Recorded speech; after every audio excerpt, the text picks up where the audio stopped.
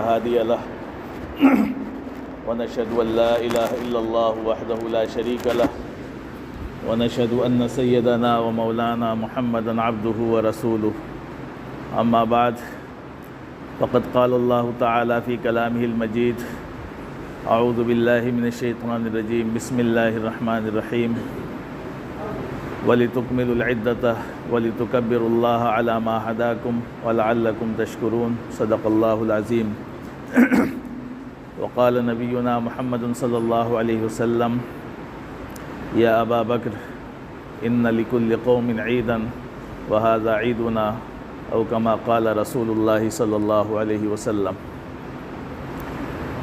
محترم حضرات، اللہ تبارک و تعالیٰ کا شکر اور احسان ہے کہ اللہ تبارک و تعالیٰ نے ہمیں اور آپ کو رمضان المبارک کا مہینہ نصیب فرمایا اور اس کے روزے رکھنے، تراویح پڑھنے، تلاوت کرنے اور جو بھی ہو سکا اس میں عبادت کرنے کی توفیق عطا فرمائی۔ یہ اللہ تبارک و تعالیٰ کا احسان ہے اور اس پر ہمیں اللہ کا شکر ادا کرنا چاہیے کہ جو بھی اللہ کی توفیق ہوئی، اللہ نے ہمیں اس مہینے میں عبادت کرنے کی توفیق دی، یہ اللہ کا احسان ہے۔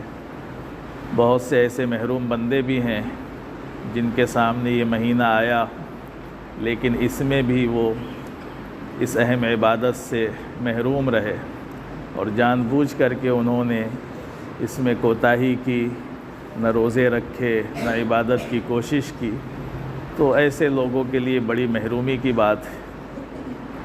تو بہرحال ایک وقت تھا کہ ہمیں انتظار تھا کہ رمضان آنے والا ہے اور اب اس بات کا انتظار ہے کہ رمضان گزرنے والا ہے۔ تو اب رمضان ہمارے سامنے سے گزر جائے گا، 5-6 دن بچے ہوئے ہیں۔ اب ہماری کوشش اس بات کی ہونی چاہیے کہ جو بھی وقت ہمارے ہاتھوں میں بچا ہوا ہے اس میں جتنی زیادہ کوشش ہو سکے اللہ کی عبادت کر کے اللہ کو راضی کرنے کی کوشش کریں اور اللہ نے اس ماہ مبارک میں جو مغفرت کا وعدہ فرمایا ہے اس کی مغفرت کو حاصل کرنے کی کوشش کریں۔ اللہ کی مغفرت کے لیے کوئی وقت کی ضرورت نہیں ہوتی ہے۔ اللہ کی ذات ایسی نرالی ہے کہ اس کو اگر 1 سیکنڈ، 1 گھڑی کی عبادت بھی کسی کی پسند آ گئی تو اللہ اسی پر مغفرت فرما دیتا ہے۔ تو ابھی ہمارے پاس تو 5-6 دن کا وقت ہے، ہم کوشش کر لیں۔ چونکہ رمضان جب شروع ہوتا ہے تو ایک عبادت کا جوش ہوتا ہے سارے لوگوں کے اندر اور اس وقت عبادت زیادہ ہوتی ہے، لیکن جیسے جیسے مہینہ گزرتا جاتا ہے، انسان ہے، اللہ نے انسان کا جو جسم بنایا ہے اس میں کمزوری آتی چلی جاتی ہے، تو روزہ رکھنے کی وجہ سے اور عبادت کرنے کی وجہ سے وہ دھیرے دھیرے تھکنے لگتا ہے، اور جب تھکنے لگتا ہے تو جو آخری عشرہ، جو سب سے اہم عشرہ ہوتا ہے رمضان کا، اس میں پھر انسان سست پڑ جاتا ہے۔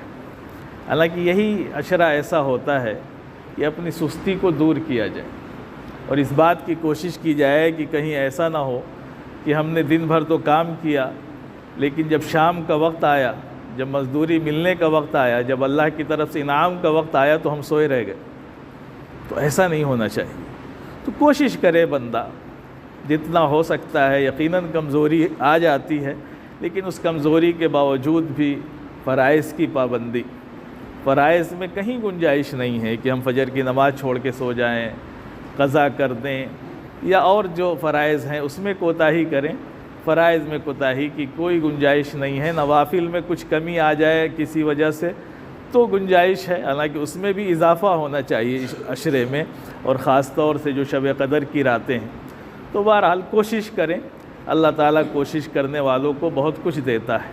تو ہم نیت کریں کہ نہیں، اب جو دن بچے ہیں انشاءاللہ اس میں اور کوشش کریں گے اللہ کو راضی کرنے کی اور اللہ سے مغفرت حاصل کرنے کی۔ بہرحال یہ آخری عشرہ چل رہا ہے، ہمارے سامنے ایک مسئلہ آتا ہے صدقہ فطر کا۔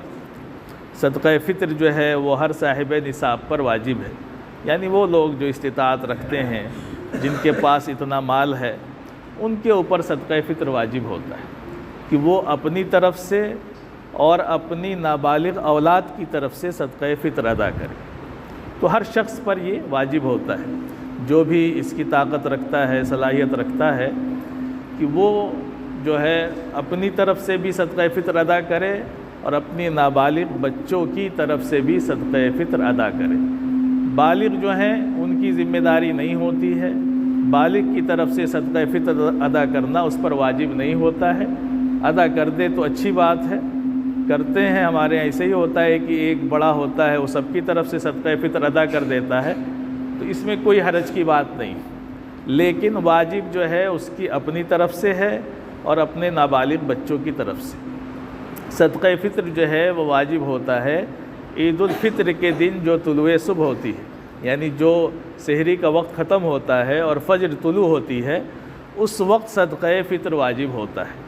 اس کا مطلب یہ ہوتا ہے کہ اس سے پہلے اگر کوئی بچہ پیدا ہو گیا تو اس کا بھی صدقہ فطر ادا کرنا پڑے گا، اور اگر اس سے پہلے کسی کا انتقال ہو گیا تو اس کا صدقہ فطر واجب نہیں ہوگا، یہ مطلب ہوتا ہے۔ تو عید الفطر کے دن کی جو صبح ہوتی ہے، جو آخری تاریخ کی، اس کی صبح کو واجب ہوتا ہے۔ تو اس سے پہلے اگر کوئی رات میں بھی بچہ پیدا ہوا، اس کی طرف سے بھی صدقہ فطر ادا کرنا پڑے گا۔ اسی طرح سے اگر کسی کے گھر میں کوئی ایسا ہے، اس کا بچہ ہے، بالغ ہے، بڑا ہے، لیکن وہ دماغی طور پر معذور ہے، تو اس کا بھی صدقہ فطر والد کو، گھر والوں کو ادا کرنا پڑے گا۔ تو صدقہ فطر جو ہے بڑی اہم چیز ہے۔ اللہ کے وسلم نے اس کا مقصد بھی بیان فرمایا، حدیث میں فرمایا کہ صدقہ فطر کا مقصد کیا ہے۔ صدقہ فطر کا جو مقصد ہے وہ یہ ہوتا ہے کہ ہم جب روزہ رکھتے ہیں تو ہمارے روزوں میں بہت سی کمیاں واقع ہو جاتی ہیں، بہت سی کوتاہیاں ہوتی ہیں، اس لیے اللہ کے وسلم نے فرمایا کہ یہ صدقہ فطر جو ہے، جس کو زکوٰۃ الفطر کہا جاتا ہے، تو یہ جو ہے ہمارے روزے کو پاک کر دیتا ہے لغو سے، رفث سے، یعنی وہ چیزیں جو ہماری زبان سے، ہماری آنکھوں سے، ہمارے ہاتھ سے، کسی بھی چیز سے جو ہمارے گناہ ہو گئے ہیں، تو وہ گناہ اس صدقہ فطر کی وجہ سے معاف ہو جاتے ہیں، اور روزے میں جو کمی ہوتی ہے وہ کمی پوری ہو جاتی ہے صدقہ فطر سے۔ ایک تو اللہ صلی اللہ علیہ وسلم نے یہ مقصد بیان فرمایا، اور دوسرا مقصد فرمایا کہ طعمۃ للمساکین، کہ جو مسکین ہیں، جن کے گھروں میں عید کا انتظام نہیں ہے، جن کے گھروں میں اتنے ایسے حالات نہیں ہیں کہ وہ اپنے بچوں کو کپڑا بنا سکیں، اپنے لیے جو ہے عید کا انتظام کر سکیں، اور مسلمانوں کی عام خوشیوں میں وہ بھی شامل ہو سکیں، تو ان کی مدد بھی ہو جائے۔ دونوں مقصد ہیں اور بڑے اہم مقصد ہیں دونوں۔ تو ایک تو ہمارا ذاتی فائدہ کہ صدقہ فطر ہم ادا کریں گے تو ہمارے روزوں کی جو کمیاں ہیں وہ اس صدقے سے اس کی بھرپائی ہو جائے گی، اللہ تعالیٰ جو ہے اس کا ثواب پورا کر دے گا۔ اور دوسرے یہ ہے کہ غربا اور مسکینوں کی مدد ہو جائے گی، جو ایسی حالت میں نہیں ہے عید منا سکیں، آپ کے صدقہ فطر سے وہ بھی جو ہے عید میں شامل ہو جائیں گے، ان کے گھروں میں بھی رونق آ جائے گی۔ تو اس کی کوشش کرنی ہے۔ صدقہ فطر تو ہر شخص، چونکہ یہاں زکوٰۃ والا مسئلہ نہیں ہوتا ہے، نہ سال کا مسئلہ ہوتا ہے، تو جو بھی اس بات کی استطاعت رکھتا ہے، جس کو بھی لگتا ہے کہ میں زکوٰۃ نہیں لے سکتا ہوں، میں غریب نہیں ہوں، اس کو صدقہ فطر ادا کرنا چاہیے سارے لوگوں کو۔ اب کتنا صدقہ فطر ہوتا ہے؟ صدقہ فطر جو ہے وہ حدیث میں آیا ہے آدھا سا اور 1 سا کا لفظ آیا۔ گیہوں سے اگر ہم نکالتے ہیں تو گیہوں کا وزن آدھا سا کا جو وزن بنتا ہے ہمارے زمانے میں وہ 1 کلو 633 گرام ہوتا ہے، جس کو ہم عام طور پر 1.25 کلو کہہ دیتے ہیں۔ یہ 1.25 کلو گیہوں ایک آدمی کی طرف سے یا اس کی قیمت نکال دی جائے گی۔ تو یہ 1.25 کلو گیہوں دیکھ لیں گے ہر زمانے میں جو جہاں رہتا ہے وہاں پر جو قیمت ہے اس قیمت کے حساب سے نکال دیں۔ ہم 2 کلو کا مان لیتے ہیں کہ مان لیجیے 25 روپے کلو اگر گیہوں ہے، ہم 2 کلو کا نکال دیتے ہیں تو 50 روپے بنے موٹے موٹے۔ تو کم سے کم ایک آدمی کی طرف سے صدقہ فطر جو ہے وہ 50 روپے کا نکال دیا جائے۔ اور یہ عام لوگوں کے لیے ہے، لیکن جو صاحب حیثیت ہیں، جن کو اللہ نے مال دیا ہے، تو وہ دوسری چیزوں سے بھی صدقہ فطر نکال سکتے ہیں۔ اس میں حدیث میں جو چیزیں آئی ہیں، جو سے نکال سکتے ہیں، کھجور سے نکال سکتے ہیں، کشمش سے نکال سکتے ہیں، پنیر سے نکال سکتے ہیں۔ اتنی چیزوں کا تذکرہ حدیث میں آیا ہے جن سے ہم صدقہ فطر ادا کر سکتے ہیں۔ لیکن گیہوں میں صرف ہم نکالیں گے آدھا سا، باقی چیزوں میں 1 سا۔ تو جب 1 سا نکالیں گے تو مطلب 3.5 کلو، کہ اگر ہم کھجور نکالنا چاہتے ہیں تو 3.5 کلو نکالنا پڑے گا، گیہوں نکالیں گے تو 1.25 کلو نکالنا پڑے گا، جو نکالیں گے تو 3.5 کلو، کشمش نکالیں گے تو 3.5 کلو۔ باقی جتنی چیزیں ہیں گیہوں کو چھوڑ کر کے اس میں ڈبل دینا پڑتا ہے۔ تو ہم دیکھ لیں اگر اللہ نے ہمیں وسعت دی ہے، دینا ہی ہے، تو کیوں نہ صدقہ فطر بڑھ کر کے دیں، کہ ہم کھجور کا ریٹ نکال لیں، کشمش کا نکال لیں، کہ اگر کھجور جو ہے 300 روپے کلو ہے تو 300 روپے کلو حساب سے، 150 روپے کلو ہے اس کے حساب سے ہم 3.5 کلو کی قیمت نکال دیں، ایک آدمی پر 1000 نکال دیں، کیا حرج کی بات ہے؟ زیادہ نکالنے میں تو کوئی مسئلہ نہیں ہے نا، کم نکالنے میں مسئلہ ہے، کم نہیں ہونا چاہیے، زیادہ دے دیں۔ یا گیہوں کی قیمت مان لیجیے ہماری 2 کلو کی 85 روپے بن رہی ہے، ہم 100 روپے نکال دیں، کوئی حرج نہیں ہے، کم نہیں نکالنا ہے، زیادہ نکال سکتے ہیں۔ تو اس کا اہتمام کریں کہ ہم زیادہ نکال دیں، کم نہ نکالیں، تاکہ کسی غریب کی زیادہ سے زیادہ مدد ہو جائے۔ تو اس کا اہتمام کرنا ہے۔ نکالنے کا وقت کیا ہوتا ہے؟ عید الفطر کی نماز کو جانے سے پہلے ہمیں صدقہ فطر ادا کر دینا چاہیے۔ اگر ہم پہلے ادا کر دیں اچھی بات ہے، ابھی بھی ادا کر دیں تو ادا ہو جائے گا، لیکن اگر ہم نے نہیں ادا کیا کسی وجہ سے تو صدقہ فطر جو ہے عید الفطر کی نماز کو جانے سے پہلے ہر حال میں ادا کر دے۔ لیکن اگر کوئی کسی وجہ سے عید الفطر کے دن سے پہلے نہیں ادا کر پایا نماز سے تو بعد میں بھی ادا کر سکتا ہے۔ تو بہرحال ہمیں اس کا اہتمام کرنا ہے کہ اپنا جو صدقہ فطر ہے وہ مسکینوں تک، غریبوں تک وقت سے پہنچ جائے گا تو اس کی زیادہ مدد ہوگی۔ اس لیے کہ مدد کی بھی 2 شکلیں ہوتی ہیں، ایک تو یہ ہے کہ وقت پہ مدد کریں، ایک یہ ہے کہ بے وقت مدد کریں۔ اب پتہ چلا کہ ایک آدمی بھوکا تھا، اس بھوکے کو اگر بھوک کی حالت میں آپ نے کھانا کھلایا، جتنا ثواب ملے گا اتنا ثواب اس وقت نہیں ملے گا جب اس کا پیٹ بھر گیا ہو تو آپ کہہ رہے ہو کہ آئیے کھا لیجئے زبردستی، تو اب وہ ثواب نہیں ملے گا۔ تو اس لیے جب وہ ضرورت مند تھا، اس کو بچوں کے کپڑوں کی ضرورت تھی، گھر میں سوئی کی ضرورت تھی، راشن کی ضرورت تھی، اس وقت آپ نے مدد نہیں کی، عید کے بعد آپ مدد کریں گے تو وہ اتنا ثواب نہیں ملے گا، لیکن صدقہ فطر ادا ہو جائے گا، آپ ذمے سے بری ہو جائیں گے۔ تو اس کا اہتمام کرے ہر شخص کی صدقہ فطر جو ہے ضرور ادا کرے، اور صدقہ فطر کا بھی مصرف وہی ہوتا ہے جو زکوٰۃ کا مصرف ہوتا ہے، کہ ہم جیسے زکوٰۃ مسکین کو دیتے ہیں ویسے ہی صدقہ فطر بھی مسکین کو ہی دیں گے، کسی مالدار کو نہیں دے سکتے ہیں۔ ہاں زکوٰۃ اور صدقہ فطر میں تھوڑا سا فرق یہ ہوتا ہے کہ زکوٰۃ ہم صرف مسلمان کو ہی دے سکتے ہیں، لیکن صدقہ فطر غیر مسلم کو بھی دے سکتے ہیں۔ اگر کوئی آپ کا پڑوسی ہے، کوئی آپ کا جاننے والا ہے، وہ غیر مسلم بھی ہے، اس کی مدد کی بھی ضرورت ہے تو صدقہ فطر بہرحال اس کو دیا جا سکتا ہے، زکوٰۃ کا مال نہیں دیا جا سکتا ہے۔ تو یہ تو ایک موٹا مسئلہ ہو گیا، اور جو چیزیں معلوم کرنی ہوں آپ علماء سے معلوم کر سکتے ہیں۔ اب اس کے بعد مسئلہ آتا ہے عید الفطر کا، کہ ہم جب رمضان سے فارغ ہوں گے تو ہمارے سامنے عید آئے گی۔ عید جس کو ہم اپنی زبان میں تہوار کہتے ہیں، خوشی کا دن کہتے ہیں، تو اللہ علیہ وسلم کے زمانے سے اس کی شروعات ہوئی۔ پہلے زمانوں میں بھی بہت تہوار ہوتے تھے، بہت سے لوگ مناتے تھے اپنے عید اور جشن مختلف طریقوں سے۔ اللہ علیہ وسلم جب ہجرت کر کے مدینہ گئے، وہاں دیکھا کہ مدینہ میں 2 تہوار منائے جاتے تھے، تو اللہ علیہ وسلم نے ان تہواروں کو 2 تہواروں سے بدل دیا، اس لیے کہ دنیا میں بہت تہوار منائے جاتے ہیں۔ آپ ان تہواروں کو دیکھیں گے تو کیسے منائے جاتے ہیں وہ آپ اپنی آنکھوں سے دیکھ سکتے ہیں کہ ان تہواروں میں کیا ہوتا ہے، کیسی چیزیں ہوتی ہیں، اور کتنا جو ہے اس میں گناہ ہوتے ہیں، وہ سارے لوگ دیکھ سکتے ہیں اپنی آنکھوں سے۔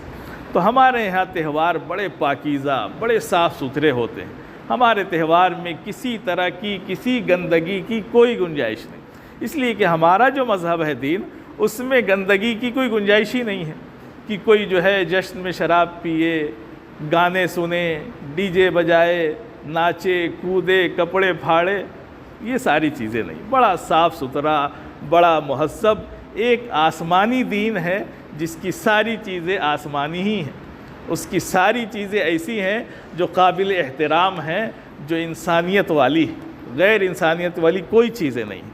تو یہ ہمارے یہاں تہوار ہوتا ہے۔ اللہ علیہ وسلم نے حضرت ابوبکر سے فرمایا کہ دیکھو ان لکل قوم عید، فرمایا کہ ہر قوم کی ایک عید ہوتی ہے، اور وہذا عیدنا، کہا کہ یہ ہماری عید کا دن ہے۔ تو اس موقع پر خوشی منانا، یعنی عید کا دن جو آتا ہے وہ 1 مہینے روزہ رکھنے کے بعد آتا ہے۔ تو اس کی شروعات ہوتی ہے چاند سے۔ عید کی شروعات کس سے ہوگی؟ چاند سے۔ تو سب سے پہلی چیز جو آتی ہے وہ چاند۔ 29 تاریخ کو چاند دیکھنا ایک سنت اور مستحب عمل ہے۔ کوئی اس کا اہتمام نہیں کرتا، لیکن بڑا اہم عمل ہے۔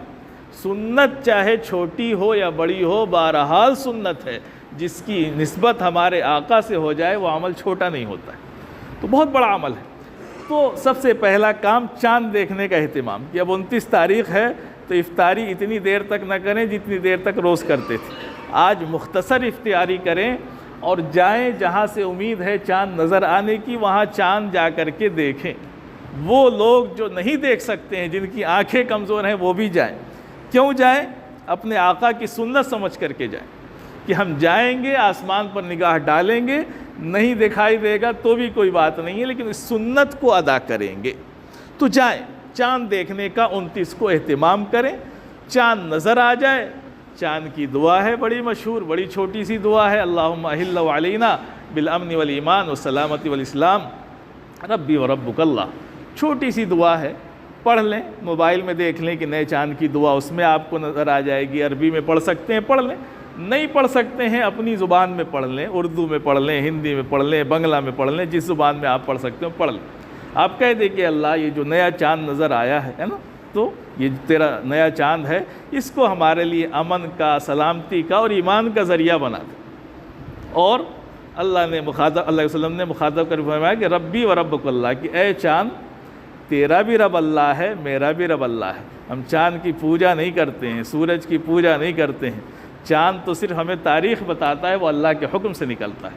تو آپ نے یہ بھی سکھایا کہ یہ کہیں کہ اے اللہ یہ جو چاند نکلا ہے اس کو ہمارے لیے ایمان کا، سلامتی کا، صحت کا، امن کا ذریعہ بنا دے، یہ مہینہ ہمارا اچھا گزر جائے۔ اور ساتھ ساتھ یہ بھی کہہ دے چاند سے کہ اے چاند تیرا بھی رب اللہ ہے، میرا بھی رب اللہ ہے۔ یہ دعا ہو گئی، اردو میں آپ پڑھ سکتے ہیں۔ تو آپ اس کا اہتمام کریں، ایک تو چاند دیکھیں۔ پھر جب رات آئے گی تو اس رات کو حدیث کی اصطلاح میں لیلۃ الجائزہ کہا جاتا ہے۔ جائزہ کا مطلب ہوتا ہے، لیل کے مطلب تو رات ہوتا ہے عربی میں، اور جائزہ کہتے ہیں انعام کو۔ تو یہ لیلۃ الجائزہ یعنی انعام کی رات ہے۔ آپ نے ایک مہینے جو محنت کی تھی، اب اس کے انعام کی رات ہے۔ اس رات میں شیطان کھل جاتے ہیں، ادھر چاند نکلا، ادھر شیطان کی بیڑیاں کھلیں، اور اتنا زوردار حملہ ہوگا پوری امت پہ کہ سارے لوگوں کی ٹوپیاں جیب میں اور نماز بازار میں۔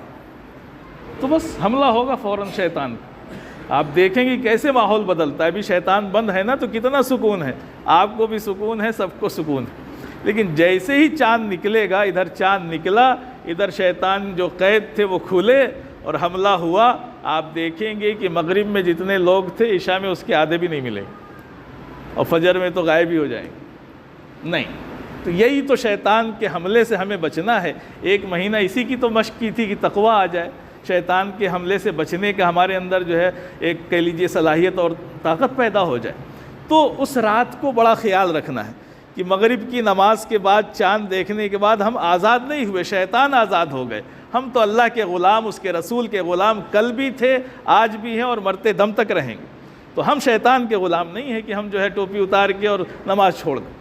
تو اس رات کو بھی بڑا اہتمام کرنا ہے کہ کہیں ایسا نہ ہو کہ مزدوری کے وقت ہمیں مزدوری نہ ملے، ہم گناہوں میں مبتلا ہو جائیں، اللہ کے فرض کو چھوڑ دیں، اللہ کے حکم کو توڑ دیں، ایسا نہ ہو۔ ہم اپنی تیاری کریں، جو بھی تیاریاں ہیں کریں، لیکن ساتھ ساتھ اللہ کا حکم نہ توڑیں۔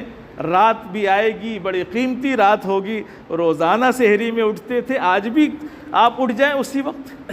تو عید کے دن میں اہتمام میں یہ بھی شامل ہے کہ عید کے دن ہم جلدی اٹھیں، اور جیسے روزانہ سحری کے لیے اٹھتے تھے، آج بھی الارم لگا کر کے رکھیں کہ آج بھی ہمیں اٹھنا ہے، اٹھ کر کے تہجد پڑھیں، اور ساتھ ساتھ قرآن کی تلاوت کریں۔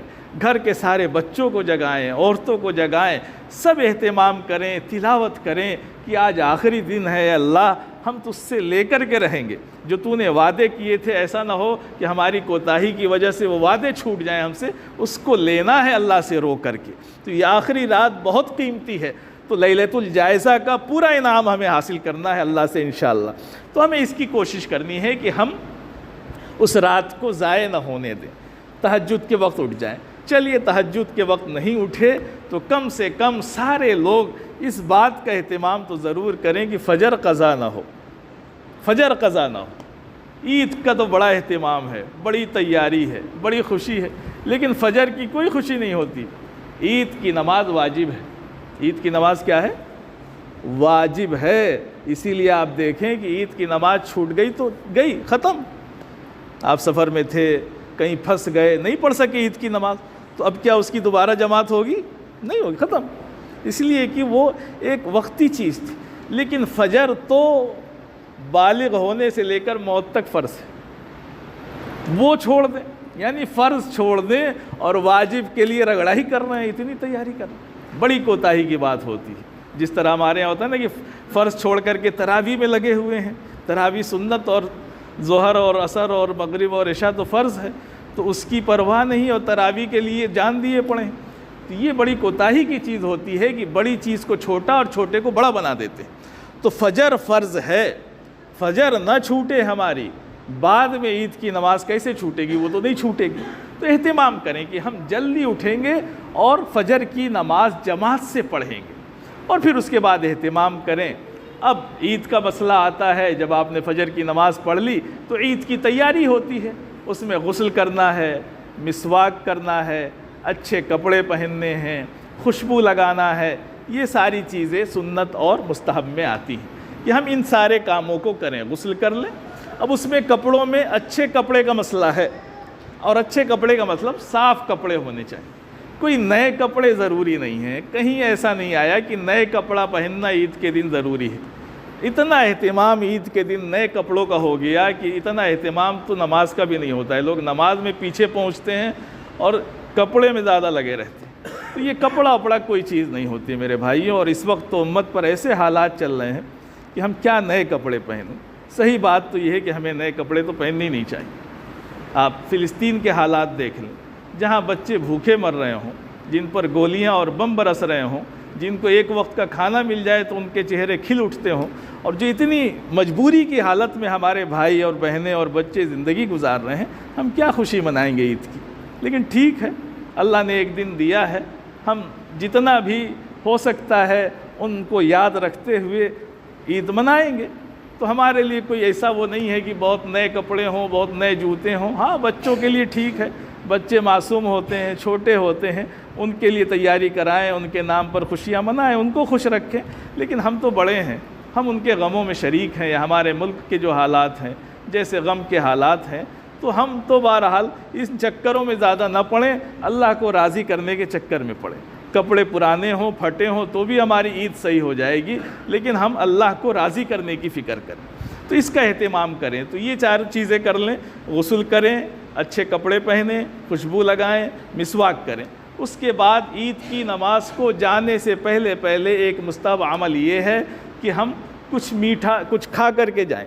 اللہ کے وسلم سے کھجور کھانا ثابت ہے، اللہ کے وسلم جب عیدگاہ تشریف لے جاتے تھے تو طاق عدد میں کھجوریں کھا کر کے جاتے تھے، یعنی 3، 5، 7 ایسے۔ آپ کے گھر اگر کھجور میسر ہے، کھجور کھا لیں، پوری سنت ادا ہو جائے گی۔ اور اگر کھجور نہیں ہے تو کچھ بھی کھا کر کے چلے جائیں، آپ جو بھی کھا سکتے ہیں، جو بھی گھر میں میسر ہو، آپ مٹھائی کھا لیں، بسکٹ کھا لیں، جو بھی کھا لیں، شوگر والے ہیں تو وہ جو بھی کھا سکتے ہیں کھا لیں، اس کا اہتمام کر لیں۔ کیوں؟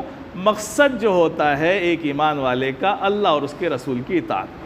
ہم 1 مہینے سے اللہ کے حکم سے کھانا پینا بند کر کے زندگی گزار رہے تھے، آج جب عید کا دن آیا، اللہ کا حکم ہوا کہ آج روزہ رکھنا حرام ہے، تو عید گاہ جانے سے پہلے ہم کچھ کھا کر کے جاتے ہیں کہ اب ہم روزے سے نہیں ہیں۔ آج روزہ جو رکھے گا، جتنا بڑا اللہ والا ہو، اگر روزہ رکھ لے گا تو حرام ہو جائے۔ تو یہ اللہ کی اطاعت کا مسئلہ ہے، تو کچھ کھا کر کے جائیں۔ جانے میں جب گھر سے نکلیں تو ایک تکبیر تشریق ہوتی، اللہ اکبر، اللہ اکبر، لا الہ الا اللہ، واللہ اکبر، اللہ اکبر، وللہ الحمد۔ یاد ہوگی، نہ یاد ہو تو یاد کر لیں، ابھی 4-5 دن ہیں۔ تو اس کو تکبیر تشریق کہتے ہیں۔ گھر سے نکلیں گے تو عیدگاہ تک اس کو پڑھتے ہوئے جائیں گے۔ عید الاضحیٰ میں بھی پڑھتے ہیں، عید الفطر میں بھی پڑھتے ہیں، دونوں میں تھوڑا سا فرق ہوتا ہے۔